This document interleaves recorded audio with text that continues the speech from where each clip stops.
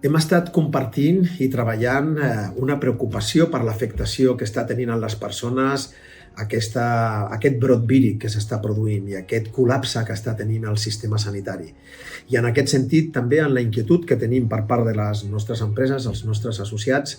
el que hem posat de relleu, al igual que va passar amb el Covid, que preservant primer a les persones, òbviament, i atenent-les davant d'aquesta situació, lògicament tingui la mínima afectació a lo que és l'àmbit econòmic i a l'àmbit empresarial. Catalunya, desgraciadament, estem en una situació d'absentisme molt per sobre de la que n'hi ha en tot el territori i una situació com aquesta, òbviament, també té una afectació, en aquest cas, amb l'àmbit empresarial. Nosaltres hem fet una proposta, hem escrit al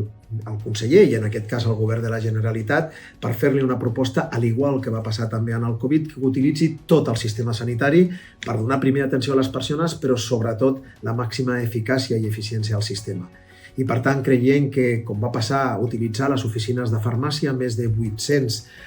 punts a tota Catalunya i les mútues col·laboradores podrien permetre perfectament fer aquesta atenció, aquest seguiment i donar-li aquesta eficàcia i no tenir un absentisme que provoqui altres tipus de problemes més enllà que la salut. Per tant, estem treballant en proposar, en ajudar i en atendre les persones, però sobretot també que tingui, com deia, una mínima afectació en les empreses.